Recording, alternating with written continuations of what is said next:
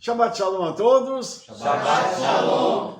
Amados, hoje nós estamos aqui você que está nos assistindo aqui pelo YouTube, hoje nós estamos num tempo especial. Nós estamos aqui numa chácara. Você deve estar notando que o nosso cenário vai ser um pouco diferente hoje. Nós estamos aqui numa chácara, desfrutando um pouco da chácara, porque nós já começamos a receber os milagres de Hanukkah. Então, já estamos aqui num clima de milagres, num clima de bênção, para a gente poder estudar a Torá e já entrar nessa dimensão espiritual tremenda. Então, hoje, nós vamos falar sobre a Parashá Vayeshev, que significa ele habita. Essa Parashá vai ter como foco uma pessoa que a Torá mostra como se essa pessoa fosse o arquétipo do Mashiach, ok? Então, a Parashá começa assim, Gênesis 37:1, e Jacó habitou nas terras das peregrinações de seu pai, na terra de Canaã. E estas são as gerações de Jacó, sendo Yosef de 17 anos, apacentava as ovelhas com seus irmãos, e estava-se mancebo com os filhos de Bilha, com os filhos de Zilpa, mulheres de seu pai. E Yosef trazia má fama deles a seu pai. Amados, a figura central dessa Parashá é esse moço chamado Yosef. E é interessante que a Torá mostra pra gente aqui, porque ela fala das gerações de Jacó. Mas por que começa falando sobre Yosef e não do filho mais velho, Ruben? É uma boa pergunta a ser feita. Por que será que a Torá começa falando desse evento com Yosef e não com o filho mais velho? Aqui nós temos uma questão muito interessante, porque a gente vai ver que a descrição que a Torá dá aqui, ela é muito cirúrgica, porque no Midrash é colocado o seguinte, que Jacó e seu filho Yosef, eles tinham 10 características em comum, ok? Então, o Midrash diz que eles nasceram circuncidados. O Midrash diz que eles pareciam iguais, ok? Eles eram odiados por seus irmãos. Jacó, você lembra que era odiado por Esaú, né? Ambos foram enviados ou desceram ao Egito. Ambos fugiram dos seus irmãos. Ambos se tornaram líderes da sua nação. Ambos foram abençoados por Hashem. Ambos foram os mais inteligentes de todos durante o seu tempo. Ambos morreram no Egito e ambos foram enterrados em Israel. Estas 10 características aqui são muito, muito interessantes. E por que 10? Porque está ligado a Keter, que é coroa. Tanto Yaakov quanto Yosef estão conectados com essa questão de Keter, de uma coroa que eles receberam enquanto estavam ainda vivos. Lembrando que a coroa da vida eterna é algo que eles receberam depois, tá? Mas isso nós estamos falando enquanto eles estavam vivos. E essas características mostram o seguinte, que houve uma transmissão de pai para filho, da sabedoria que eles tinham. E aqui, irmãos, eu quero ressaltar um detalhe. Yosef carregava a sabedoria de Jacó. Eu não sei se você compreende a profundidade dessa declaração que eu estou fazendo. Porque Jacó tinha outros filhos que não conseguiram ter o teor de conhecimento e de sabedoria que Yosef tinha. Tanto que, nós vamos ver a seguir nas próximas porções da Torá, que quando Yosef é elevado a um cargo de liderança, ele não tem dificuldade nenhuma em liderar. Por que será? o que esse moço absorve em 17 anos com o pai, que os outros não conseguiram absorver com mais tempo. Eu não sei se você parou para pensar, mas Yosef, ele se importava em ouvir aquilo que o pai tinha para dizer. Ele queria desfrutar da sabedoria do pai. Ele queria o conhecimento que o pai tinha. E óbvio, Abraham transmitiu o seu conhecimento para Isaac. Isaac para Yaakov. Yaakov agora para Yosef. E quando eu estou falando de conhecimento, irmãos, eu não estou falando só do conhecimento de Torá, eu estou falando do conhecimento da Torá oral, do restante do conhecimento, que é um conhecimento muito elevado e que eles usaram. Os irmãos se lembram que eu falei para vocês que Yaakov, quando Lavan trocava 10 vezes o salário dele, ele sempre se adaptava e conseguia ganhar mais do que o sogro. Por que ele conseguia fazer isso? É só porque o Eterno estava com ele? Não. Ele tinha algum conhecimento que ele aplicava esse conhecimento para ganhar dinheiro. E aqui ele transmite isso para Yosef. Tanto que Yosef vai fazer coisas que hoje são usadas no mundo moderno. Ele foi o camarada que criou logística. Ele foi o camarada que criou aquela organização e o método para se alcançar um armazenamento para depois se fazer a distribuição dos alimentos. Gente, isso é parte de logística hoje, com envio e etc, etc. Mas ele criou isso. Mas de onde ele tirou esse conhecimento? Então, essa paraxá tem muita coisa interessante que nós precisamos parar para pensar no conhecimento dos nossos antepassados, que hoje pode ser absorvido por nós e traduzido e aproveitado de outras formas. Vou dar um outro exemplo, irmãos. As maiores invenções do século XX e agora do século XXI, saído dos judeus, vieram da onde? Da Torá, do Talmud e dos demais escritos rabínicos.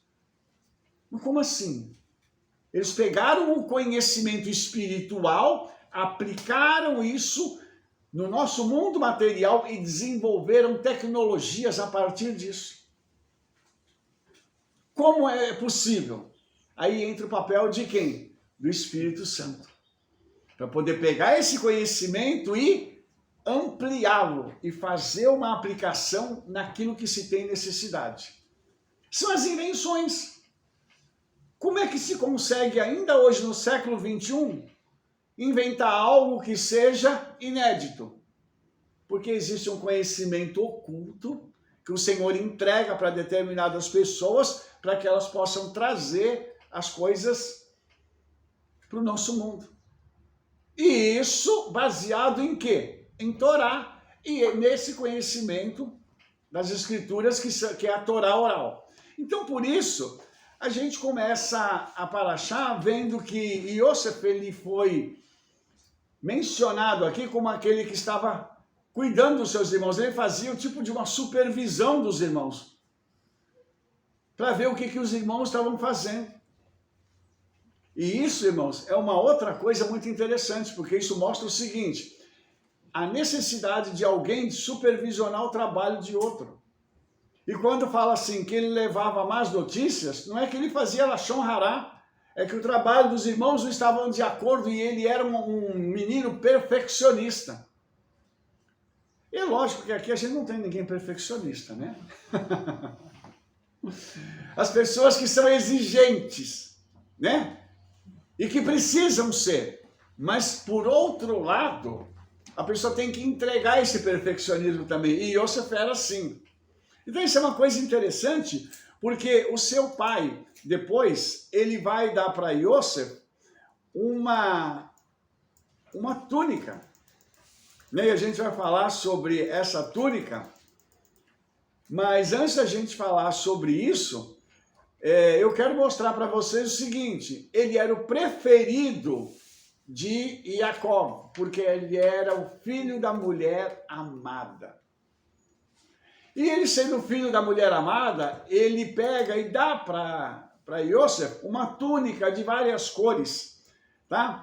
E é interessante essa túnica, irmãos, porque essa palavra túnica, ketonet em hebraico, ela vai aparecer de novo lá na frente da na Torá, como uma vestimenta real ou uma vestimenta sacerdotal. E o que significa isso? Que Jacó estava dizendo para os seus outros filhos: quem vai cuidar da família é Yosef, não é Rubem. Ele disse uma palavra? Ele falou isso textualmente? Não.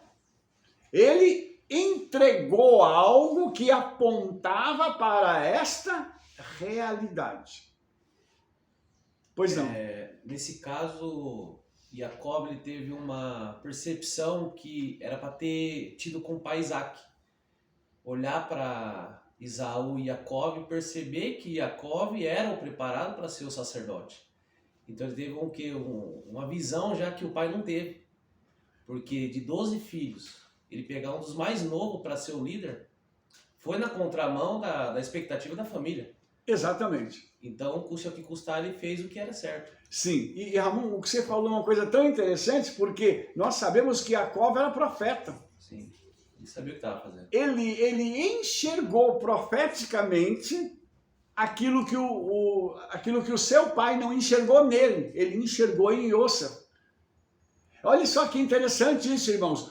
Isso aqui é uma coisa que a gente procura fazer, nós que somos líderes. Quando nós olhamos para o rebanho, nós costumamos olhar e ver valores nas pessoas que às vezes as próprias pessoas não enxergam. E como é que isso atua? Como é que nós fazemos? Nós procuramos investir nessa pessoa para que essa pessoa possa alcançar o seu potencial. E Yosef aqui, ele já estava sendo presenteado com algo que falava do potencial dele, mas esse potencial não tinha sido realizado. Ou seja, ele só estava no potencial e ele precisava agora desenvolver isso. O problema é que dentro de casa ele não ia conseguir desenvolver esse potencial. Os irmãos entenderam? Por quê? Porque a família ia dizer assim: por que você merece e eu não? Os mais velhos. Por que eu não posso ter isso e você é o queridinho do papai e você pode? E aí tem uma outra coisa interessante, irmãos. Todos têm as mesmas oportunidades. E aí vem aquela pergunta: quem é que está aproveitando as oportunidades? Yosef agarrou e começou a se desenvolver. Por que ele vai se destacar? Porque ele era um tzadik, ele era um justo. Os outros não eram? Eram.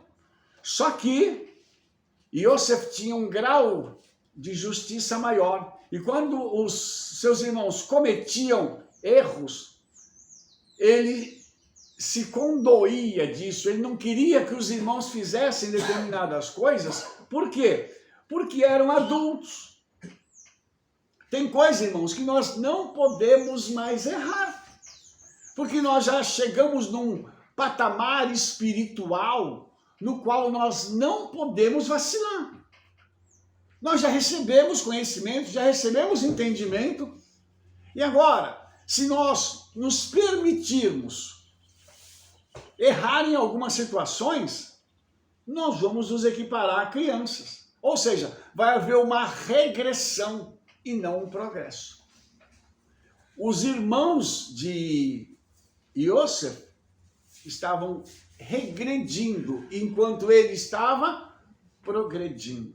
Por isso ele vai se destacar. E aí tem uma outra questão, irmãos, que em meio às pessoas, em meio, digamos assim, às multidões, quando alguém começa a se destacar, as outras pessoas começam a olhar e dizer assim, por que o fulano está assim? É porque aquela pessoa está se empenhando para poder crescer. Há um preço a ser pago, e Yosef pagou o preço e vai pagar o preço. Ele pagou e vai depois piorar. Por quê?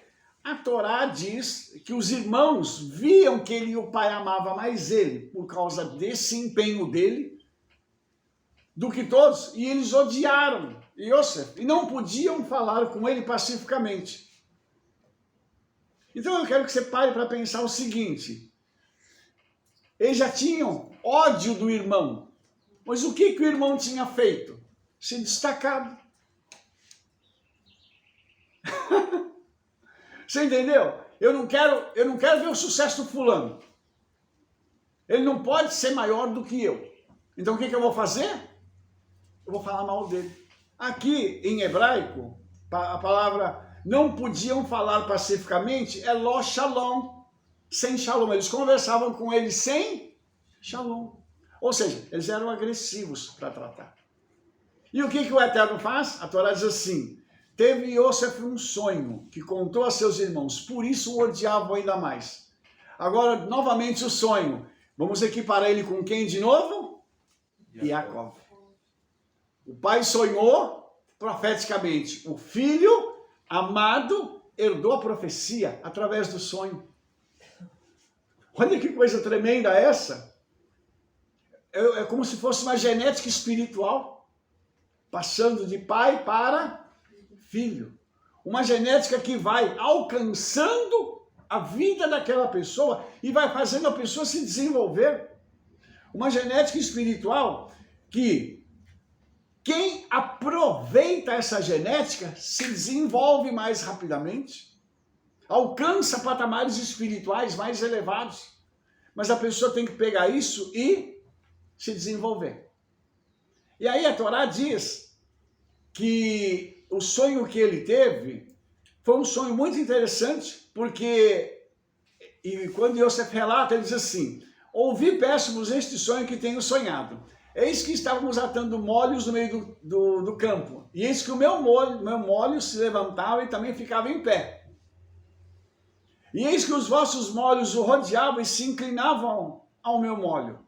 Então lhe disseram aos seus irmãos, tu, pois, deveras reinarás sobre nós? Tu deveras terás domínio sobre nós? Por isso ainda mais o odiavam, por seus sonhos e suas palavras. Eu quero explicar isso aqui para os irmãos, tá? Quando alguém tem um sonho profético, o que essa pessoa precisa fazer? Ela precisa declarar o sonho. Por quê? Quando ela declara, ela traz o sonho profético à existência. Ele pode não se cumprir no momento, mas a palavra já foi lançada. Isso já vai ser sacado do reino espiritual. E quando ele falou aquilo, ele estava vendo o quê? O futuro. De novo, herdando o DNA espiritual do pai. Enxergando algo que ninguém tinha enxergado. E você vai ver que Jacob é tão profeta que no final do livro de Bereshit, ele vai profetizar sobre as 12 tribos. Olha só, a capacidade profética que tinha esse homem. E Yosef está herdando isso agora, através dos sonhos. E aí, Yosef está vendo algo, genericamente falando, que vai acontecer no futuro. E é muito interessante isso, porque os seus irmãos, mais uma vez, não aceitam. Eles podiam chegar e dizer assim, peraí, irmão, vem, explica pra gente esse sonho assim, como isso vai acontecer? Lógico que Yosef não teria esta resposta. Ele não sabia. Porém, ele já sabia que ele tinha uma liderança sobre os irmãos. Mas os irmãos não aceitavam isso. Por quê? Porque ele era mais novo. Então, isso aqui também mostra uma outra coisa para a gente. Não é o tempo de casa que conta, é o empenho e o desenvolvimento que uma pessoa tem. Para que ela possa, então, crescer e, através desse crescimento espiritual, ela possa alcançar valores e uma estatura espiritual mais elevada do que os demais. E aí a Torá diz assim... Posso voltar um pouquinho do sonho? Pode. É porque a gente ouve muito, né, que você não pode contar seu sonho, porque as pessoas vão ter inveja e tal. E aqui está mostrando o seguinte, ele precisa liberar esse sonho, porque profeticamente, até para ele criar com a palavra, né? E o sonho, quando ele é do Eterno, pode ter olho gordo, olho magro, pode ser qualquer coisa. O Eterno, quando ele dá um sonho e é do Eterno, não importa quem esteja, que sejam os invejosos, vai se cumprir. É verdade. Porque ele é profeta, ele é profético, né, naquele momento. Então, assim, porque a gente aprendeu errado, né, de cá você não pode ficar contando. Claro que você não vai contar para qualquer pessoa, mas você precisa, até para você testemunhar. Lembra que eu te contei o sonho? Ele se cumpriu. É verdade. É verdade, você me contou. Quer dizer, para eu testemunhar sobre o Eterno, eu também preciso falar que o Eterno me deu um sonho. Agora, ficar só para mim, de repente o sonho acontece, você vira e fala assim, mas o Eterno já tinha me falado, já tinha me dado o sonho. Tudo bem, mas você não contou para ninguém, então ficou na mesma. Então, a importância dele contar o sonho. Tudo bem que ele vai ter problema aqui, mas ele tinha que contar. É verdade. Porque no futuro... ele vai lembrar do sonho e os irmãos vão lembrar do sonho. Verdade, né? É verdade. O sonho vai materializar. Vai materializar. E isso, irmãos, que a Rebeca está falando, isso é muito importante, porque o sonho, quando ele materializa, ele deixa de ser profecia para fazer parte da história. Os irmãos entenderam isso? Isso é muito profundo, irmãos. O sonho vira história para entrar no dia a dia, não só de uma pessoa, mas aqui de uma nação. Pois não, pastor, sua pergunta. Tá. Shalom. Rabi, então quer dizer que para declarar, para que aconteça, mesmo sendo do Eterno, tem que declarar para haver testemunhas, como a Rebeca falou, não foi? Exatamente isso. Exatamente isso. Nós precisamos declarar o sonho para que o sonho se torne realidade. A profecia vai se tornar o nosso dia a dia. E a partir disso ela vai se desenvolver. E olha só, eu quero mostrar uma outra coisa para os irmãos aqui. Está escrito assim, Gênesis 37:11. Seus irmãos, pois, o invejavam. A palavra invejar é Canaã, que significa ter ciúme, ter inveja. O comentário diz assim, este verbo indica uma emoção muito forte em que o sujeito deseja alguma qualidade ou posse do objeto. Ou seja, os irmãos queriam ser Yosef, mas não eram Yosef. Por que uma pessoa tem inveja de você? Ela queria ser você, mas ela não pode ser você. Porque você tem qualidades únicas. E que a pessoa olha e fala assim, como é que ele consegue e eu não?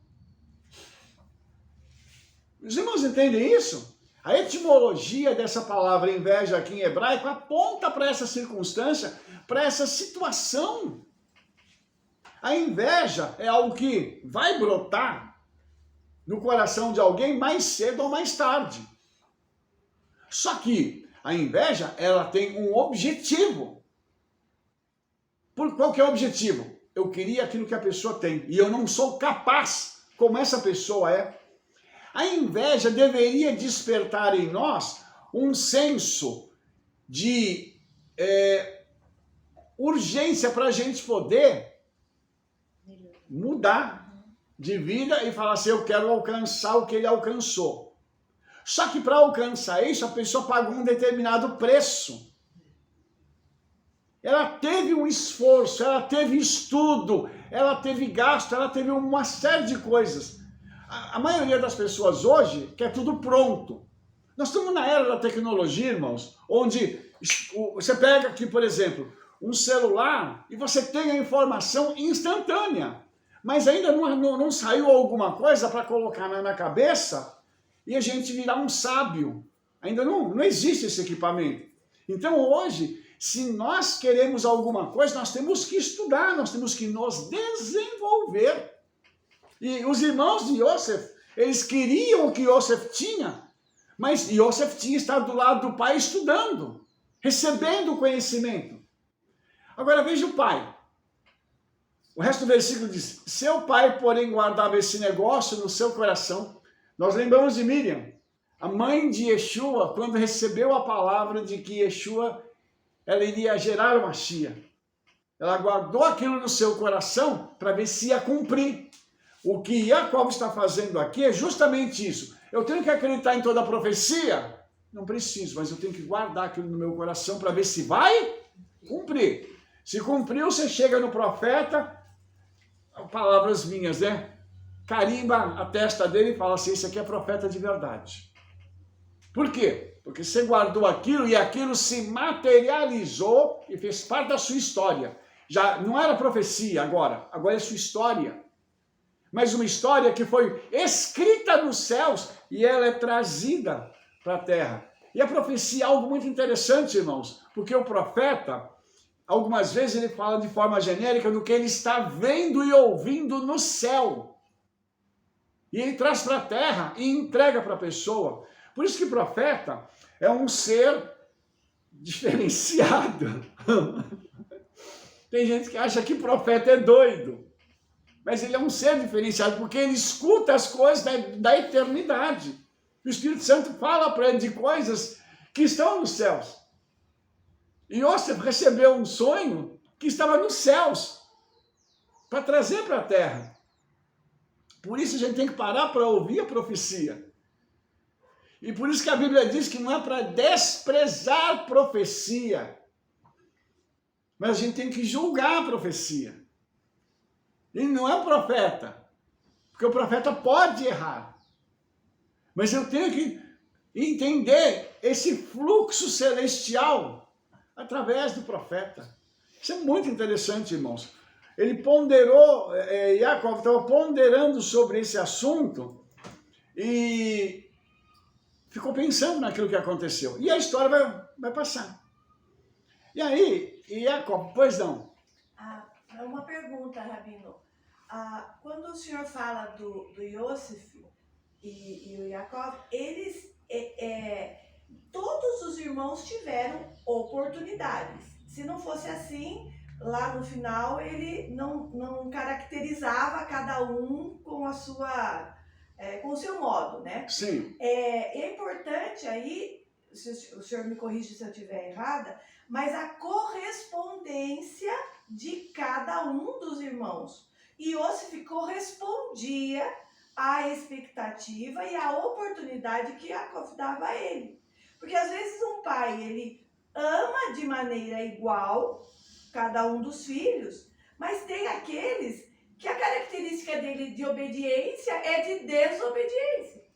E aí complica. Então, Yosef, ele se classificava, ele era o filho da esposa amada, mas ele realmente correspondia, ele falava das coisas do eterno, ele aprendia. O senhor colocou aí que ele aprendia e tinha essa característica do pai, de saber a Torá e o conhecimento da palavra, do eterno, a revelação.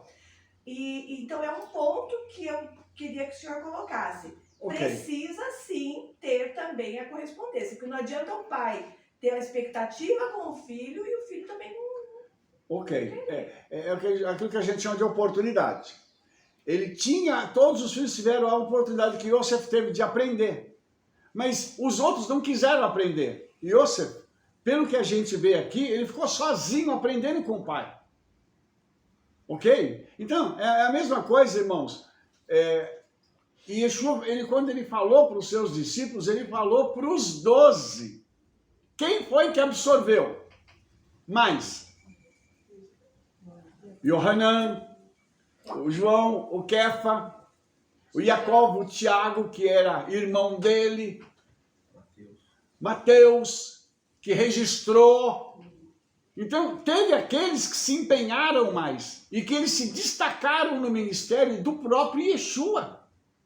Então, isso é uma coisa interessante que você está falando, Andréia, porque assim, eles estavam no grupo e dentro do grupo, eles escolheram se empenhar mais. Por exemplo, quem é que teve mais intimidade com o Yeshua? Yohanan, o João. E o pessoal falava assim, você é o queridinho. Não é que ele era o queridinho, é que ele queria proximidade com Yeshua. Você pega o Kefa, o Pedro, que era explosivo. Ele tinha menos intimidade, mas ele também era o cara interessado. Era aquele que tinha a ação, a atitude, exatamente isso. Tanto que você vai ver o seguinte, Yohanan não andou sobre as águas, Kefa andou. Por que que foi ele? Porque ele era o cara que falava assim, eu vou fazer. E fazia. E quando todo mundo estava, que Yeshua foi para o julgamento, todo mundo foi embora, ele estava lá. Tudo bem que ele negou, mas ele estava lá. Exatamente. Né? Quer dizer, os outros tudo foi embora e ele estava lá. Né? Exatamente. Então, assim, ele sempre está presente em muitas coisas. E muitos registros aqui é dele, né? Exatamente. Quantas vezes tem que perdoar? Ele está perguntando. Ele está à frente. Ele foi chamado, arreda-te de mim, Satanás. Mas ele está ali, ele está tentando se envolver naquilo ali e tal. Né? Porque às vezes a pessoa está também presente, mas ela não quer se envolver. Né? Isso é muito importante aqui que a Rebeca está completando esse raciocínio, porque nós temos que querer esse envolvimento e a gente tem que querer mergulhar. Eu tenho que querer mergulhar, entendeu? Voltando aqui, quando Yeshua pegou os discípulos e disse assim, peguem o barco e vão embora que eu também vou. Ele ia como? Se eles tinham um barco. Você acha que alguém questionou? Ninguém falou assim, peraí, nós vamos esperar o senhor aqui porque o senhor não tem um barco para atravessar. Não, pode ir. Eles foram. Eles obedeceram Yeshua. Yeshua não precisava de barco. Não precisava de nada. Tanto que ele foi andando sobre as águas. Todo mundo, quando viu ele, eles se assustaram. Yeshua disse, ei, sou eu. E aí, quem é que vai levantar? É o Kefa, é o Pedrão. Ah, se é você, eu quero andar também para te encontrar. Vem, meu filho. Foi o único, ficou todo mundo com medo. Ele olhou e falou, se é você mesmo? Eu quero ir ao teu encontro, então. Atitude. Isso é muito importante. Na hora certa tem que ter o quê? Atitude. Atitude espiritual, de viver o sobrenatural. Irmãos, nós vamos entrar em Hanukkah. Para viver o sobrenatural, eu tenho que ter atitude. E voltando aqui o que a Andréa falou, uma atitude de obediência. Para mim viver o milagre. Que não adianta eu estar... os portais dos milagres vão se abrir durante a festa de Hanukkah 8 dias seguidos. Maravilha. Se eu não obedecer, eu vou desfrutar do portal? Não vou. O portal do Shabat hoje está aberto. Se não obedecer, eu vou desfrutar do Shabat? Não vou. É atitude. Isso é Bíblia, irmãos. Aqui esse moço, Yosef, ele está sendo obediente ao pai. No próximo passo aqui, Jacó vai chamar e vai falar assim, vai chamar Yosef e vai dizer assim, teus irmãos estão apacentando o rebanho, junto de Siquém, vai lá ver como eles estão. Se você pegar no mapa, ele andou um bocado sozinho. Ele tem 17 anos. Para nós é um adolescente, mas ele já tinha responsabilidade de sair e fazer as coisas sozinho, viajar sozinho. Entendeu? Então, veja a confiança que o pai tem nesse menino. Ele sabe que ele é maduro o suficiente para viajar, para fazer as coisas e está tranquilo. Lembrando que não tinha comunicação. Não tem como mandar uma mensagem para saber onde é que ele está. Os irmãos entenderam tudo isso? Então, o relato da Torá diz que ele estava em viagem e um homem encontra com ele. Porque ele estava perdido em busca dos irmãos.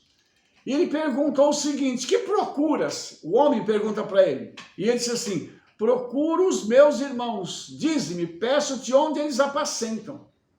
Não diz aqui que Yosef declarou quem eram os seus irmãos. Ele fala de forma genérica, como se esse homem fosse alguém conhecido dele e soubesse o paradeiro dos irmãos. Se você ler o texto com mais cuidado, esse homem vai apontar o caminho e vai dizer para onde eles foram. Se você ler isso aqui, você vai falar assim, então foi um anjo que apareceu para ele para orientá-lo no caminho. E esse procuro meus irmãos é a frase de Yeshua, né? É. Eu vim porque eu procuro os meus irmãos. Os meus irmãos, Então, exatamente. quer dizer, porque Yosef, se a gente for parar para olhar aqui, é tudo Yeshua. Tudo, né? Então, se a gente olhar com os olhos de Yeshua, a gente vai entender a história de Yosef, né?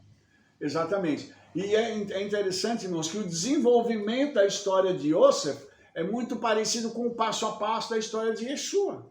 E quando aquele homem fala assim, eles foram daqui, e ouviu-os dizer, vamos a Dotã.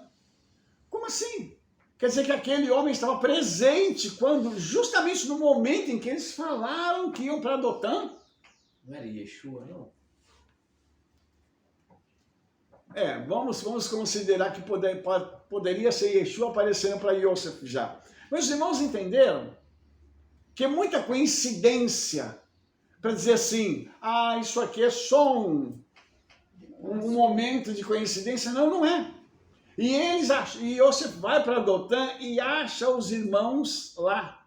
Ou seja, a orientação que ele recebeu era uma orientação divina. Então, eu queria que você parasse para pensar numa coisa agora.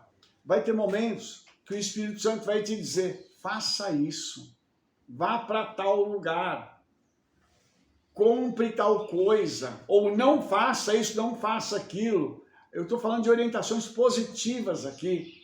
O Espírito Santo vai nos direcionar para que a gente tenha condições de fazer as coisas certas. Então, isso aqui é muito interessante, porque isso mostra para a gente o seguinte, que quando a pessoa é temente ao Eterno e obediente, o próprio Eterno envia pessoas para poder guiá-lo, para ele não errar. Os irmãos entenderam isso? Isso é muito tremendo, irmão, isso é muito profundo. Por isso nós precisamos estar em obediência, nós precisamos estar num estado que nos conduza a ouvir a voz do Espírito Santo, e esse ouvir da voz do Espírito Santo nos leve a resultados positivos. Percebe? E aí a Torá vai dizer o seguinte, que quando Yosef estava chegando, Yosef foi visto pelos seus irmãos. E ele foi reconhecido. E qual foi o título que deram para ele? Lá vem o sonhador mor. Ou seja, aquele camarada que só sonha e fala as coisas, está chegando aqui de novo. Ele veio atrás de nós. Misericórdia. E aí, irmãos, eles dizem uma frase que é muito forte. Vinde, pois, agora e matemo-lo, e lancemo-no numa cova destas, e diremos, uma fera o comeu, e veremos o que será dos seus sonhos. Isso é uma frase muito forte para dizer em família. Para dizer assim, nós vamos matá-lo, e vamos lançar ele numa cova, ou seja, vamos sumir com o corpo dele. E o complemento disso é algo muito sério. E veremos o que será dos seus sonhos. Ou seja, nós vamos matar os seus sonhos.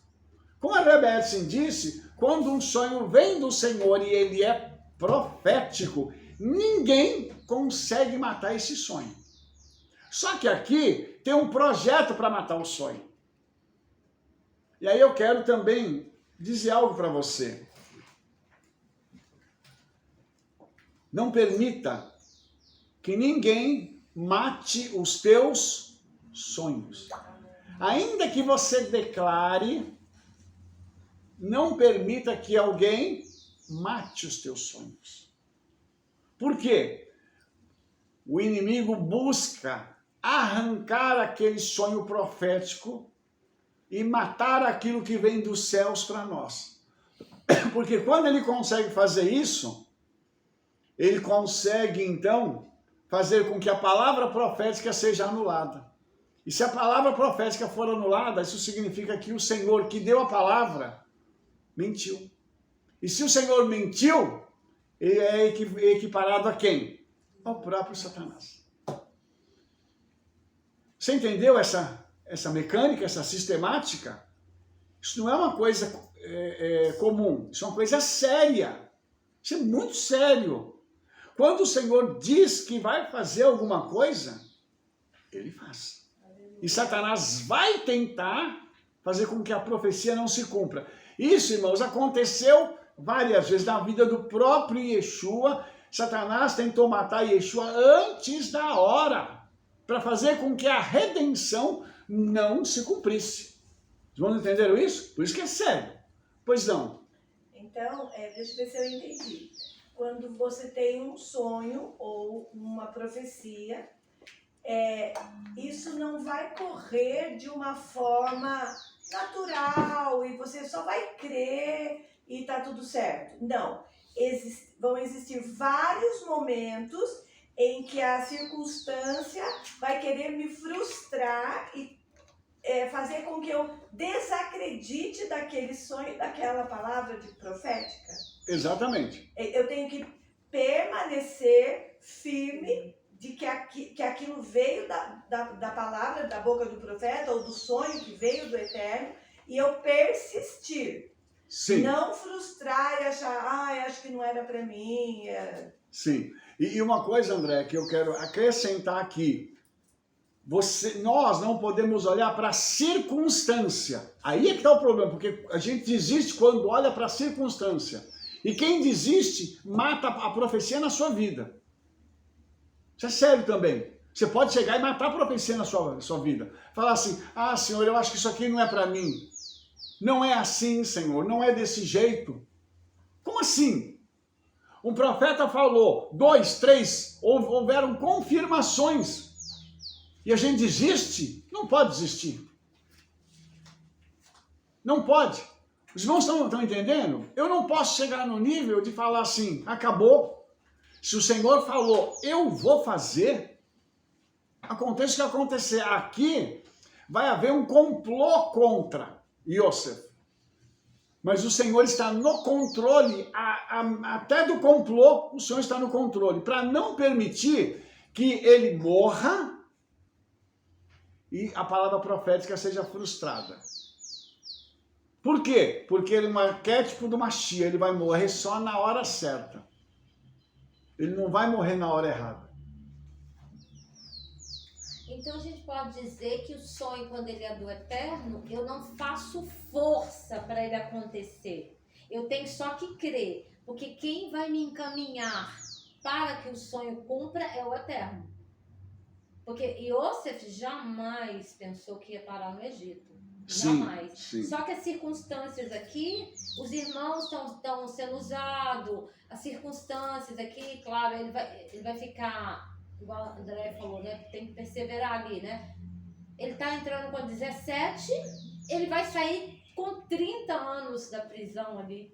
Quer dizer, o tempo que passou ali, mas a profecia vai se cumprir. Sim. Porque imagina, ele podia desistir, né? Agora é falso, acusação contra mim. Eu estou preso, estou numa prisão. Mas como esse sonho? Não tem nada a ver comigo esse sonho. Né? Mas ele persistiu. Ele sabia que algo ia acontecer, né, na vida dele. Sim. E só lembrar de que a questão do sonho, você não tem como dar uma ajuda para o Espírito Santo. Por favor, ninguém aqui vai viver a síndrome de Sara. Né? Por favor. Aí eu vou dar uma ajuda para Abraham, vou entregar a minha serva e vai nascer o quê? Os árabes. Misericórdia, não faça isso. Não queira ajudar o Espírito Santo. Mas também creia no que vai acontecer. Não como, mas o quê. Os irmãos entenderam? A forma como o Senhor vai fazer é sobrenatural. Mas que Ele vai fazer, Ele vai fazer. Amém. Eu não posso chegar e dizer assim, Senhor, o Senhor não vai fazer isso. O Senhor não tem capacidade para fazer isso. Ou ficar duvidando de que aquelas palavras, confirmação, porque aí você chega a blasfemar. Porque, Exato. claro, Mas tem gente que chega nesse ponto. Era do Eterno, confirmou do Eterno, a presença era do Eterno, agora não é mais do Eterno. Não. Aí, André, a gente entra num outro aspecto, né? Aí é a eficácia da palavra do diabo. Porque o diabo consegue matar no coração da pessoa aquilo que o Senhor disse. Entendeu? Isso é sério. O Senhor falou, vai e faz isso. Tá bom. A pessoa vai, começa a fazer e não dá certo. Eu acho que não é para mim, acho que não é aqui. Eu vou pegar as minhas coisas e vou embora. E vai. Só que recebeu uma palavra lá atrás. E a pessoa foi contra a palavra. E ela vai pagar o preço pela rebelião dela. Os irmãos entenderam isso? Tem o preço da rebelião também. Aqui os irmãos vão pagar um preço altíssimo. E você vai ver aqui que o primeiro que vai se manifestar aqui, né, são o Yehudá e os demais irmãos. E o Rubem vai dizer assim, opa, pera, não faz isso não. Apareceu alguém aqui com um lampejo de lucidez. Fala, não vão matar ele não, é nosso irmão. Peraí, a gente não gosta dele, mas eu não posso tomar uma atitude extrema com ele. Só que todos eles aqui vão pagar um preço. Que é o crime premeditado. O crime premeditado, exatamente. E a gente vai ver no futuro isso aqui, como que cada um vai ter problemas familiares por se voltar contra a família. Pois não. Mais uma pergunta. Seria o que aconteceu com o povo que morreu no deserto e não alcançou a promessa? Não era para que eles morressem, é que a incredulidade, a murmuração matou a promessa na vida deles. Assim, eles acabaram morrendo por blasfemarem contra uma promessa que vinha do Eterno. Seria isso? Seria isso. Foi isso. Porque, na realidade, essa era uma promessa coletiva. Eles, como coletividade, não quiseram. Porque se não fosse assim, os dois não teriam... Yehoshua não teria... Ele alcançou a promessa. Alcançou. Caleb. Sim. Eles alcançaram a promessa. E eles estavam entre essas pessoas. Estavam entre aqueles. Exatamente. Mas não eram os filhos do deserto que iam entrar em Canaã, eram os pais. A promessa era para os pais. Sim. Só que os pais se rebelaram, teve que vir os filhos para herdar a promessa. Herdar a promessa. Isso quer dizer que a gente pode carregar uma promessa, mas dependendo da nossa rebelião, o filho aqui que vai pegar. E a gente não vai ver a promessa. Misericórdia, nós não vamos fazer rebelião, que não. eu queria só colocar. Outra coisa que eu queria colocar, que a gente acho que é bom a gente entender isso. Se o Eterno falou, tem que acontecer, porque na eternidade já aconteceu. Só falta o tempo para a Terra. Por exemplo, o sonho aqui, ele tem que acontecer, né? Por quê? Porque é um sonho profético. Quer dizer, na eternidade já aconteceu. O Senhor viu ele como governador, ele sustentando os irmãos, tudo isso já aconteceu lá. Só que tem que ter o tempo para as conexões, para amadurecimento, para tratamento, para expiação, para que a profecia se cumpra. É isso que a gente não entende, que o tempo do Eterno, aqui para nós, tem um tempo, para ele não. Então vai se cumprir de todo jeito. Exatamente. Para ele é sempre presente. E nós temos que entender essa transição temporal, que para nós, a gente está limitado ao corpo, a gente está limitado às situações, à matéria, e tudo isso, quando a gente olha para essa situação, você fala assim, puxa vida, Mas por que não está acontecendo? Por exemplo, né? A gente vai passando o tempo, você vai ficando o quê? Mais velho. Aí quando você olha para a promessa que foi feita lá atrás, é o nosso caso. Nós temos promessas que foram feitas, que a gente fala assim, mas Senhor, será que vai dar tempo? Mas se foi Ele que falou, Ele vai fazer acontecer. Então, nós cremos, estamos esperando a promessa. Só que a gente olha para o quê? Para o nosso tempo, a gente olha para o desgaste natural da nossa vida. E a gente se pergunta, nós vamos ter força para fazer isso? Os irmãos entenderam isso? Então, o grande problema aqui é se olhar no espelho e achar que a gente não vai ter condição de viver aquilo que foi prometido. Mas aí eu me lembro de Abraham e Sara, já com idade avançada, e o Senhor renovou eles de dentro para fora. E eles alcançaram a promessa e viveram ainda mais. Então, é isso que a gente tem que parar para pensar. Por isso que Bíblia é um negócio tremendo. Se eu creio nesse livro, eu tenho que parar e falar assim, opa, peraí. Se aconteceu com os meus pais, os meus patriarcas, vai acontecer comigo também. Eu tenho que crer. Eu tenho que me firmar no que está escrito. E o que foi profetizado acerca da minha vida. Pois não, André, qual a sua? Para fechar, é que eu preciso de um cronograma. Um cronograma. Exatamente. Então, para fechar, não se mata a promessa. O que pode matar a promessa sou eu mesmo, mas aquilo vai cumprir como aconteceu, os filhos entraram. Porque o propósito do eterno, ele não muda, ele se cumpre, o propósito. O que pode não acontecer é a responsabilidade é minha a respeito daquilo.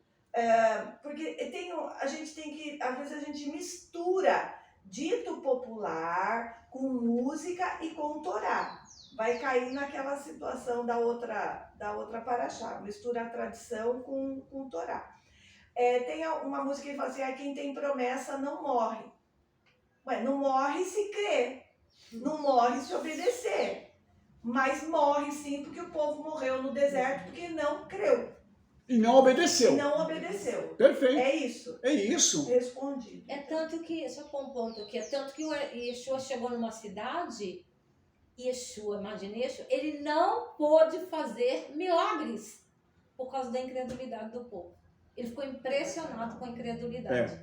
Ele podia fazer vários milagres. O povo era tão incrédulo e duro de coração que ele não pôde fazer os milagres ali. E foi embora e o povo ficou na miséria ali, com os pecados, com as doenças, com tudo, né? As escolhas, né? Escolhas. E quem é que limita o Senhor? Nós colocamos limites ao Eterno. A Yeshua, não, isso aqui o senhor não pode fazer. Curar uma gripe, uma dor de cabeça, o senhor pode. Um câncer, não. Não, senhor, mas aí eu já acho que não dá. Né?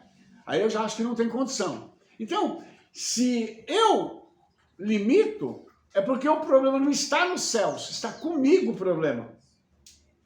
Os irmãos estão entendendo isso? Então, Yosef, todas as vezes que ele estava na prisão, que ele estava fora dessa zona de conforto dele, ele nunca perdeu de vista o quê? Os sonhos dele, que são a promessa. Quando ele não perde de vista os sonhos, aquilo alimenta o coração dele. Para dizer assim, o Senhor vai fazer. Eu não estou vendo, mas Ele vai fazer. Para mim hoje, isso eu me coloco no lugar dele pensando na prisão. Hoje para mim é impossível. Eu estou atrás das grades. Eu estou tendo uma promessa para a minha vida. Como é que Ele vai me tirar daqui? Aí vem o que a Rebeca falou, conexões que acontecem e do nada alguém diz uma palavra, se lembrando do outro, conectando duas situações para que a promessa comece a se cumprir. E aí? Deixa eu só voltar um pouquinho no sonho dele, porque ele estava na memória o sonho. O sonho dele diz o seguinte: e eis que o meu molho se levantava. Ou seja, ele tá caído. Está caído. Se levantar e também ficava em pé. Quer dizer, os irmãos estão todos em pé, mas ele Ele se está levanta. caído. Mas ele vai se levantar. Porque para nós, sonho, para nós é um negócio assim. Nem lembro de detalhes. O judeu não. Ele lembra de cada detalhe, porque é a palavra do Eterno, né? Sim, Então ele tem que lembrar de tudo. E é tanto que quando os irmãos chegarem, ele vai lembrar do sonho. é Que os verdade. irmãos vão se curvar para ele. Porque ele vai falar aqui, e eles se curvaram, né? Diante do meu. Quer dizer, por isso que a gente tem que prestar atenção em sonhos, porque os detalhes são importantes. Exatamente. E aqui eu quero até mostrar agora uma outra coisa para me continuar para achar. E eles, quando jogaram Yosef num poço seco, numa cova seca, eles começaram a conversar como se não tivesse acontecendo nada. Ou seja, passou alguns momentos, nós não sabemos quanto, está escrito assim: depois assentaram-se a comer pão, e levantaram seus olhos e olharam, e eis uma companhia de ismaelitas vinha de Gileade. Seus camelos traziam especiarias e bálsamos e mirra, e iam levá-los ao Egito. E o que eles fizeram?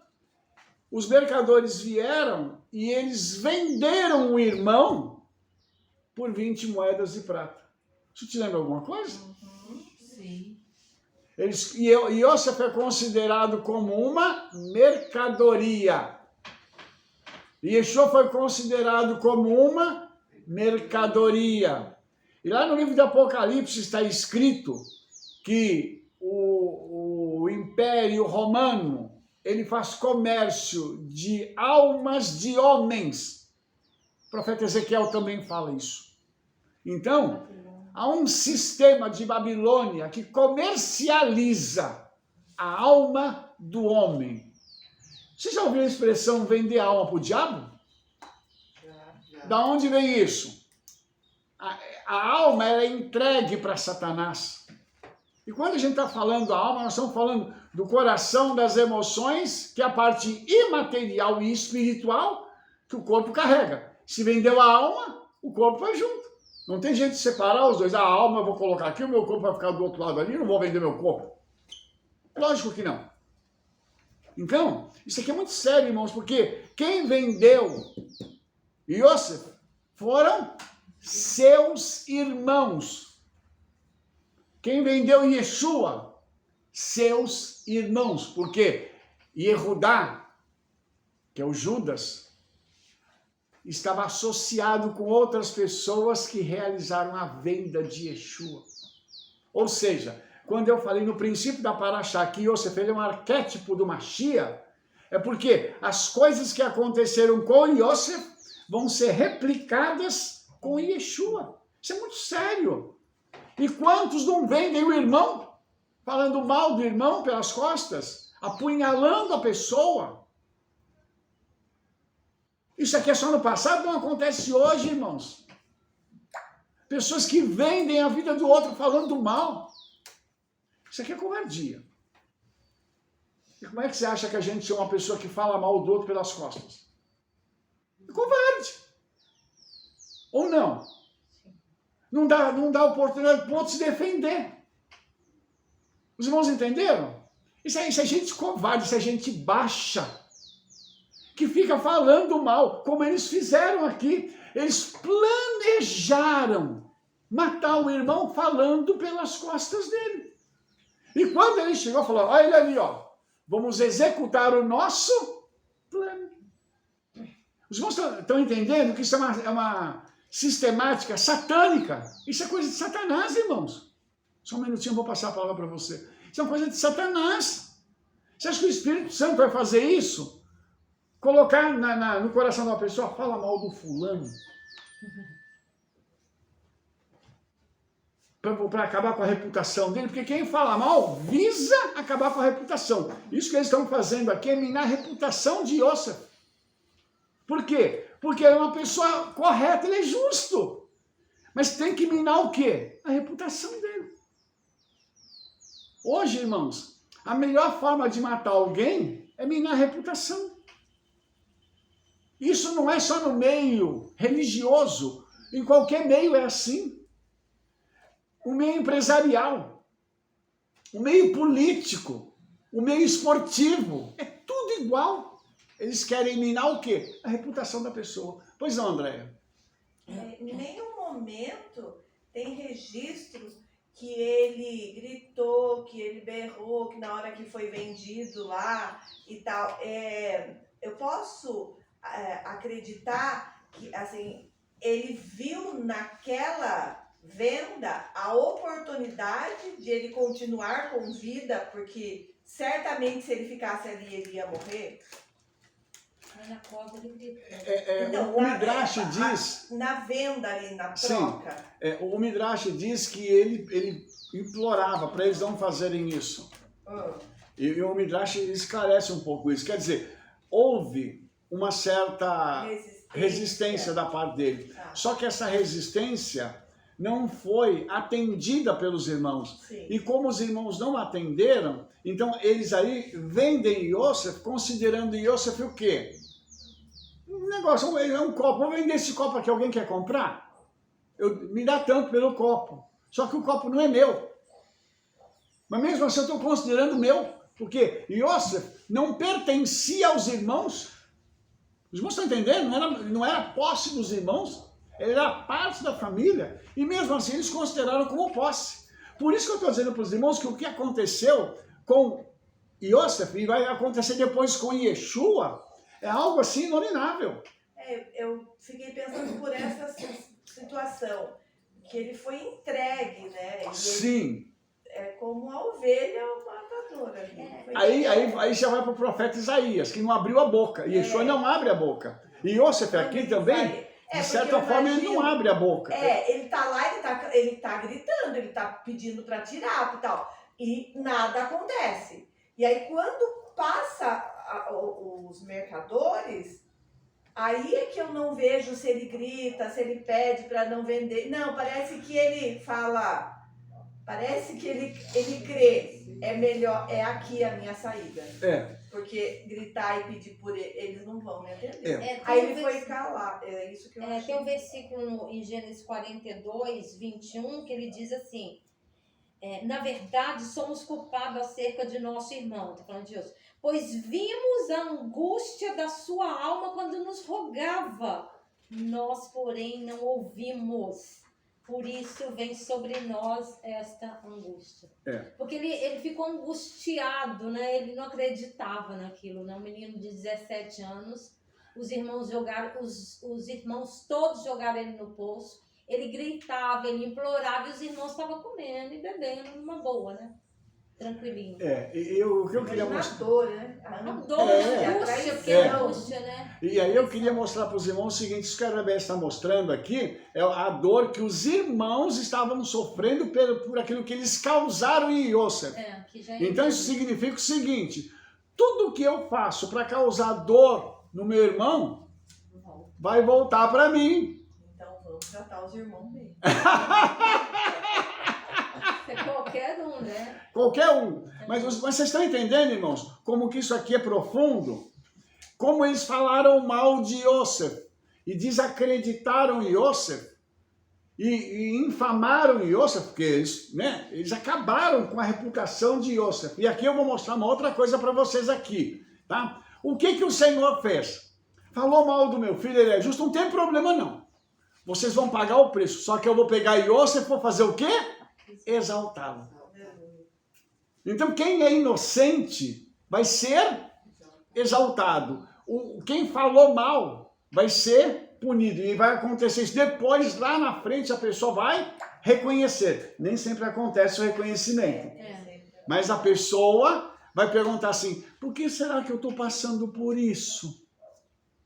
Desculpe a palavra, né? Tonto. Você não lembra do que você fez lá no passado, não? Vocês vão ver que Yehudá vai perder 2 filhos. Vai morrer os filhos dele. Por quê? Porque ele fez o que ele fez com Yosef. Você acha que o Senhor não ia cobrar dele? Cobra! Deixa eu mostrar uma coisa para os irmãos aqui, para vocês poderem entender isso aqui. Gênesis 37, 31 a 35 diz assim: então tomaram a túnica de Iosef, ou seja, arrancaram o símbolo da autoridade dele, mataram um cabrito e tingiram a túnica de sangue. Por quê? Eles precisavam justificar a ausência do irmão. Porque eles tinham que falar com o pai: cadê o irmão? E enviaram a túnica de várias cores, mandando levá-la a seu pai, e disseram: temos achado esta túnica. Conhece agora se esta será ou não a túnica de teu filho. Não é do nosso irmão, é do teu filho. Eu queria que os irmãos parassem para imaginar a frieza deles preparando aquela cena para enviar para o pai. Eles não levaram, eles colocaram na mão de uma outra pessoa que servia a eles para levar até Jacó e dizer assim: reconhece o que é isso aqui? E essa pessoa provavelmente viu tudo o que aconteceu. E o que eles disseram para a pessoa? Se você falar alguma coisa, nós te matamos. Não conta nada. Vai lá e entrega. E a Torá diz: é a túnica de meu filho. E conheceu-a e disse: é a túnica de meu filho. Uma fera o comeu. Certamente Iosef foi despedaçado. Irmãos, e Jacob, quando recebe a túnica de Iosef, ele fica tão desesperado que ele tirou conclusões de que uma fera tinha comido ele, ele foi despedaçado e não tinha nem osso. Que fera é essa que come até osso? Não sobrou nenhum vestígio da morte de Iosef para enterrar. Isso aqui é um morto sem cadáver. Os irmãos estão entendendo? E o judaísmo, ele jamais... É tanto que lá no 7 de outubro, em Gaza, eles estão procurando qualquer coisa para poder enterrar. É um ossinho, qualquer coisa que puder, porque tem que enterrar o morto, né? É respeito ao corpo do morto. Então, aqui, eles não respeitaram nada. Então, Jacob tem essa reação ao que aconteceu. Sua pergunta, pastor. Rabi, então é importante declarar que tanto na Bíblia o Eterno odeia quem trama perversidade com seu irmão, esse será julgado. Sim. E também no próprio mandamento dos 10 mandamentos que Moshe falou, ele falou que não tomarás falso testemunho contra o teu irmão, que também é um julgamento, caso não obedeça. Então, fica claro, né, essa trama de perversidade contra o irmão. Sim. E também até a questão da contenda que se cai aí, não é isso ou não? Exatamente, pastor. E aqui, o irmão está vendo o seguinte: eles não pararam ali, eles vão dar continuidade, forjando provas. É a trama, né? É a trama, é a malignidade, é o que o senhor falou, é a malignidade dos fatos, para forjar uma situação contra Iosef, para dizer assim: esse cara morreu. E é tão sério isso aqui, que Jacob lamenta um morto muitos dias. E está escrito assim: levantaram-se todos os seus filhos e todas as suas filhas para o consolarem. Deixa eu fazer uma pergunta para você. Como esses homens, esses 10 homens, chegam para Jacó e falam assim: ô meu pai, não fica assim não, ele morreu? Frieza, né, do coração. Exatamente, a frieza, irmãos. Isso é uma abominação pro Eterno, né, senhor? Não, misericórdia, irmãos, misericórdia. Sabe, pode esperar o retorno. O retorno, exatamente. Por isso eles tiveram retorno disso aqui. Misericórdia, irmãos. Isso aqui é muito maligno, a pessoa fazer uma coisa dessa. E ele disse assim: porquanto com choro hei de descer ao meu filho até a sepultura. Ou seja, ele vai lamentar a morte de Iosef até o dia da sua própria morte. Por isso, pastor, que isso aqui é tão sério. a gente pega essa situação aqui e olha, você fala assim, eles são assassinos. Ainda que eles não tenham consumado o assassinato. E ficou tão pesado, né, Rabi? Que Ficou. ele ficou anos em depressão com isso. Não, e outra coisa, aí eu vou me lembrar do que o Midrash diz. O Midrash fala assim, que quando ele teve essa notícia, a tristeza dele foi tão grande que a Shekhinah Saiu. se retirou dele. Ele parou de ouvir a voz do Senhor por causa disso aqui, dessa tristeza. Irmão, isso aqui é uma coisa séria.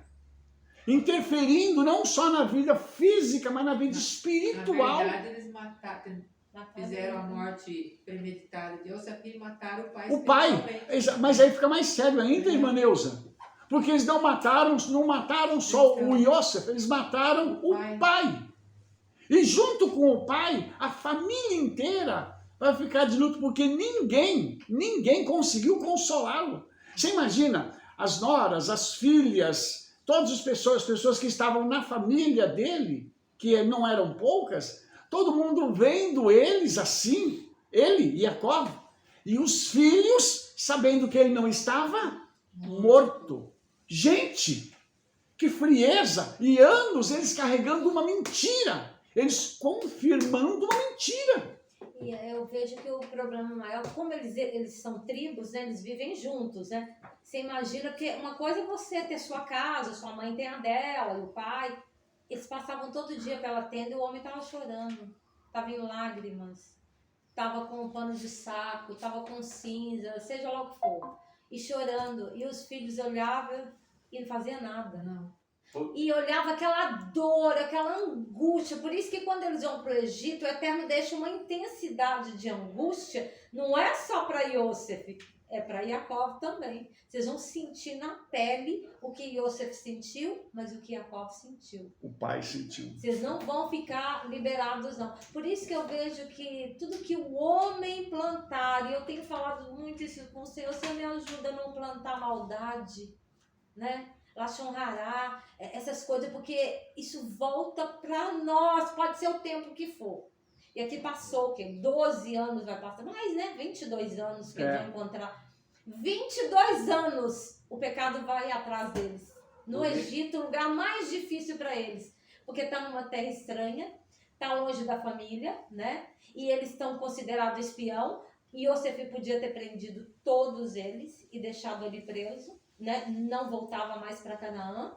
Então, assim, são várias coisas nesse caminho que a gente tem que refletir e falar, misericórdia, Pai. O que eu estou fazendo da minha vida? Porque é sério, né? É muito sério. É por isso que o Eterno odeia, porque esse é o conceito da perversidade. E pastor, eu vou falar uma coisa para o senhor.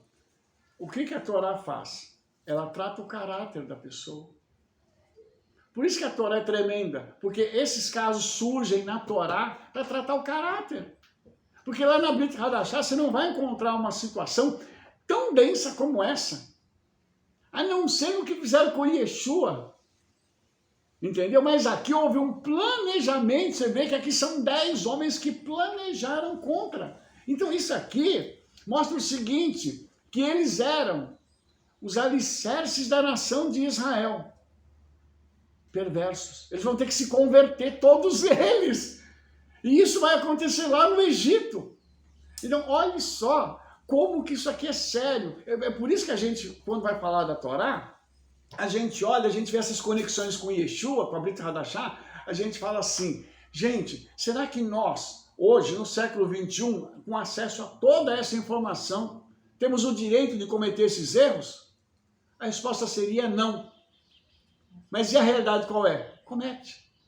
Porque está fazendo a mesma coisa. Está matando o irmão falando mal. Está atraindo maldição sobre sua vida. Porque eles já atraíram aqui. E como a Rebecca falou, lá na frente, na Paraxá, eles vão sofrer demais. Agora, tá? Agora nós vamos ter a história de Yehudá, que não sei se vai dar tempo da gente falar disso, mas nós vamos ter a história de Yehudá, que os 2 filhos dele vão morrer.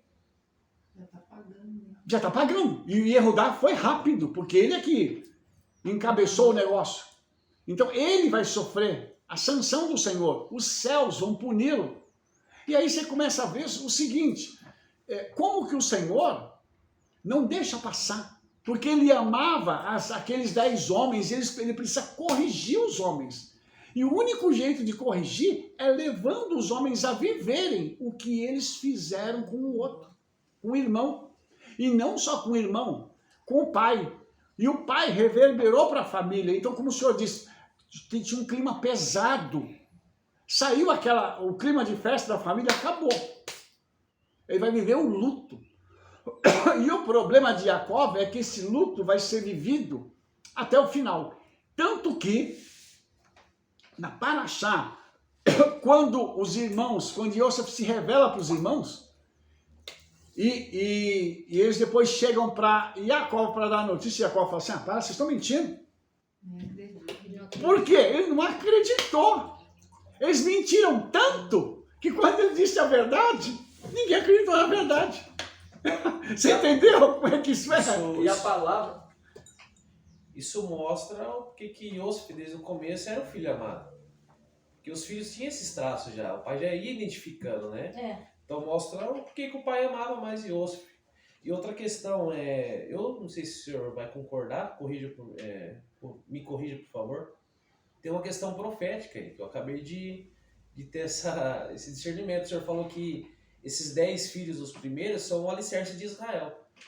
E o Eterno levou eles para o Egito, para poder ter essa conversão. Aí o que eu estou querendo dizer? Essa questão profética. Hoje, as 10 tribos estão espalhadas pelo mundo. E parece que o Eterno levou para fora da terra de Israel para poder haver essa conversão. Exatamente. Se ficasse ali, não ia ter. Exatamente então, o Eterno isso. levou as 10 tribos para fora para haver essa conversão, para no final voltar para a terra. E você viu que essa conversão vai acontecer com um confronto. O confronto. Vai ter que ter... Você entendeu? Olha só que interessante. Não é de uma forma assim, tranquila, calma, eles receberam uma palavra. Não é. É no confronto. Né? É na hora de resolver problema. Entendeu? Porque uma coisa interessante, Ramon, é que, infelizmente, nós, seres humanos, as coisas não se resolvem na base do conselho. Por quê? Porque as pessoas não ouvem conselho. Então tem que ser o quê? Na base da pancada. Na hora que está dando problema, a pessoa fala, o que está acontecendo comigo?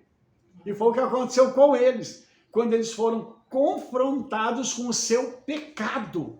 Porque Yosef confronta ele com o pecado. Sim. E ainda eles ficam tão espantados que Yosef fala assim, não se preocupem com aquilo que vocês fizeram comigo. Ele confronta ele com o pecado, ele vai declarar isso. As pessoas não gostam de ouvir isso. Aí é que está o problema, a pessoa não cresce porque ela não admite que pecou. O orgulho, né? Exatamente, mas olha só aqui, que coisa extraordinária.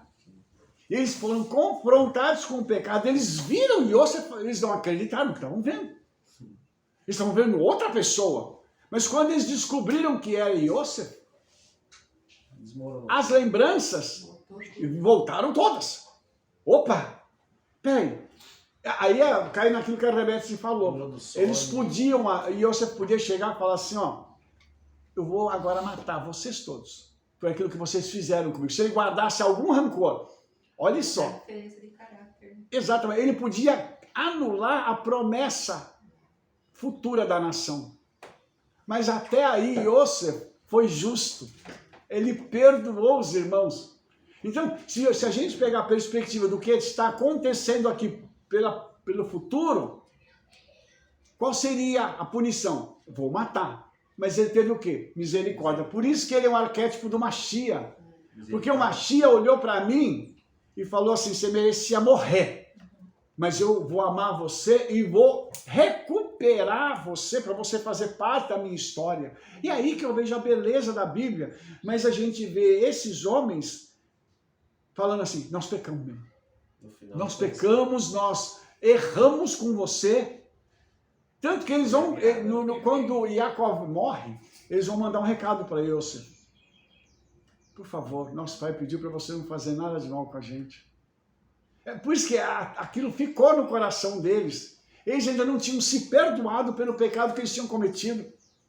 A Torá vai mostrar isso, por isso que, irmãos, não adianta. O que a Rebeca falou, o pecado vai atrás, irmãos, não adianta a gente querer achar que não. Qual que é a sua pergunta? E além que o Eterno vai fazer lembrar aquilo que tu esqueceu da perversidade que tu tramou contra o irmão. A palavra é tão assim que maravilhosa, porque se você olhar para aqueles que somente leem, não interpretam com o coração a Bíblia, vamos dizer assim, para não falar só da Torá, e ver que a história de Yosef é uma coisa e a de Yeshua, na visão deles, é diferente, mas na verdade são todas ligadas, que a maravilha aí é que a palavra é atemporal. Exatamente. Perfeito, pastor. E olha só, isso é tão interessante o que o senhor está falando, que é o que aconteceu lá atrás, praticamente quase 5.000 anos atrás. Hoje, para a gente, está servindo como um guia para a gente poder entender essa palavra, internalizar ela e vivenciar. Por quê? Porque os erros que eles cometeram lá, nós, seres humanos, cometemos aqui ainda. O homem não mudou.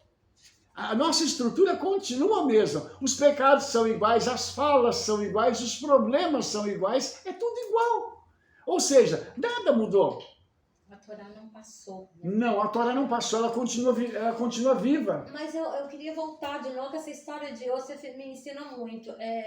Os propósitos do Eterno na nossa vida. Por isso que a gente tem que parar e falar, Senhor, faça a tua vontade e não a minha. E Yosef não estava preparado para receber os irmãos antes. Porque tinha que nascer Menashe. Eu esqueci da angústia, esqueci da casa do meu pai. O Senhor está me abençoando agora. E tinha que nascer Efraim. Eu vou ser frutífero. Então, assim, antes de chegar aos irmãos, ele tem os 2 filhos. Os 2 filhos são proféticos. Sim. É a vida dele, é o que ele está vivendo.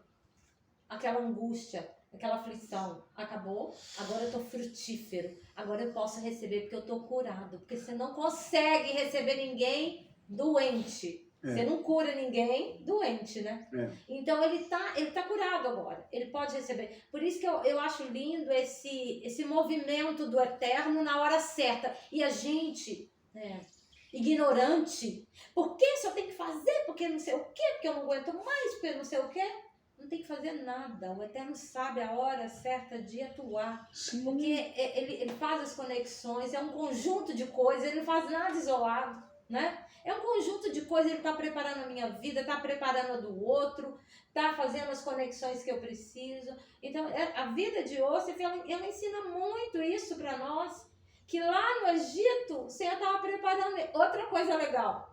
Se ele tivesse não ficado na prisão, ele ia voltar para a casa do pai. Ele ia voltar, porque ele poderia arrumar um jeito de voltar para a casa do pai. E não podia voltar, porque senão ele não ia ser governador. Né? E olha que lindo, né? E outra coisa, olha só como a gente depende das pessoas e tá errado. Ele vai falar com o copeiro, lembra-te de mim, por favor, me tira daqui. Você falou, filho, é eu que vou tirar. Vai ficar mais 2 anos aí dentro. Vai ser eu que vou tirar. Se o copeiro tivesse tirado ele, ele ia ser auxiliar de copeiro. Ele não ia ser o vice-governador. Né? Então, é isso que se a gente tiver essa maturidade, a gente não sofre ansiedade, depressão, nada. Se fala, tudo está no controle, o Eterno está movendo a história. E só para a gente caminhar para o fim, irmãos, por causa do nosso horário, eu queria te falar uma coisa. Ninguém é líder se não for curado. Eu não estou falando de ser rabino, estou falando de ser líder. Líder na sua casa, líder no seu trabalho, na sua empresa. A gente, para ser líder, nós temos que ser primeiro curados. Foi o que a Rebeca falou. Precisou ir para o Egito para ele ser curado. Para ele aprender o que é perdoar. Porque quando o Menashe nasce, ele declara isso no nome do filho. Deus me fez esquecer. O Eterno me fez esquecer, ou seja, eu perdoei. Esquecimento não é só você falar assim, eu não quero lembrar. Não, é perdoar de coração. E aquilo não doer mais. Porque quando uma lembrança não dói mais, significa que nós perdoamos. Os irmãos entenderam? Então, eu posso ter a lembrança? Lógico, mas não dói.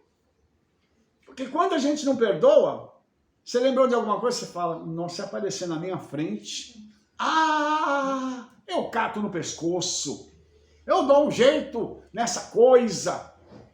Mas quando há o perdão, você fala assim, misericórdia. Se aparecer na minha frente, eu ainda sou capaz de orar por essa pessoa, de deixar ela passar e falar assim, vai, vive sua vida, vai no seu caminho. Porque, irmãos, enquanto quando nós sofremos calúnia, quando alguém tenta destruir a nossa vida, fala mal da gente, isso volta para a pessoa e sabe o que acontece? O Senhor vai nos fortalecer cada vez mais, para que a gente tenha condições de caminhar na presença dEle. E aí vai chegar um momento em que Ele vai mostrar tudo que o outro lado passou. Porque você não acha que a pessoa não vai ser punida, não? Ela vai ser punida. Com certeza. E essa punição não vai ser branda, vai ser dura. Porque o que a pessoa semeou, ela vai receber de volta. Eu chamo isso de efeito bumerangue. Você joga o bumerangue e ele volta na sua mão. Entendeu? Isso a pessoa não tem noção. Mas ela vai... Eu não vou falar a palavra porque é muito dura, né? Vai pastar. Então, a Paraxá serve para mostrar isso para a gente, para tratar o nosso caráter, tratar a nossa vida e nos ensinar a não cometer estes mesmos erros. Para que eu vou errar se o outro já errou? Aqui eles vão passar por poucas e boas, a não ser que alguém seja masoquista e queira sofrer. É verdade. Em nome de Yeshua. Não, mas vocês entenderam? Então, eu não quero sofrer, eu não vou fazer isso aqui. Nós aprendemos a duras penas evitar esse tipo de coisa. Já o mapa das consequências, né, Rabi, que estão aí. Sim. Se fizer isso, vai acontecer isso. Sim, mas aí o que acontece, pastor? Uma coisa que nós aprendemos, eu e Rebece, tem determinada situação, a gente está conversando, a gente fala assim, peraí, o que pode acontecer com a gente se a gente falar tal coisa? Se a gente fizer tal coisa? Então nós conversamos e falamos assim, vamos abrir a boca agora, vamos perdoar, vamos orar por essa pessoa, para não ter consequências para a nossa vida. Porque se a pessoa quer ficar com consequência, o problema é dela. Eu não quero consequência. Então, se eu não quero, qual que é a minha postura? A mesma de Yossi, vou me calar e vou entregar nas mãos do Senhor. Para que a nossa vida possa ter shalom, sem a gente ter problema com nada. Por isso que a vida do Eterno, o de Yeshua vindo agora, já vem como juiz, né? Exatamente. Para justamente dizer assim, já dei tempo para vocês tratarem o caráter de vocês e reconhecerem a minha autoridade sobre isso. É verdade. Porque senão já vem o julgamento de uma vez. É por isso que nós somos punidos na terra, para a gente poder ter uma herança na eternidade. Então é melhor a gente ser julgado aqui e apanhar aqui e ter o caráter moldado aqui do que perder a vida eterna. Entendeu? Aconteceu com eles, eles foram moídos da terra, mas eles herdaram a vida eterna. Tanto que o livro do Apocalipse, eu vou fechar com isso aqui, fala dos 24 anciãos, que eles são as 12 tribos, mais os 12 discípulos. Isso significa que todos esses homens aqui se salvaram, independente disso aqui ter acontecido, porque houve arrependimento. Então é lindo a gente pegar o livro de Apocalipse e falar assim, eles conseguiram, mesmo fazendo esse monte de besteira. Rabi, Houve arrependimento, que lindo! Só para concluir, os 24 anciões, os 12 discípulos, os outros das 12 tribos que estão aí, e Yehudá tá nesse meio, é uma curiosidade da maioria. Não, o que traiu Yeshua? Sim. Não, de jeito não. Porque tem gente que tem dúvida nisso ainda. Então, mas eu acho, não posso afirmar, quando chegar lá eu vou descobrir, eu acho que o 24º é Shaul. Também. Eu acho que seja ele. Porém, foi escolhido o Matias, que também é Matitiarro o nome dele. Entendeu? Agora, eu estou entre os dois. Fora disso aqui, não tem outro. Beleza? Queridos, nós chegamos ao fim de mais uma Paraxá. E você que está aqui hoje nos assistindo nessa Paraxá especial, eu espero que a sua festa de Hanukkah seja maravilhosa e que você receba grandes e poderosos milagres. Que o Eterno te abençoe em nome de Yeshua. Nos vemos na próxima semana. Shalom, shalom, shavuot tov, toda rabá.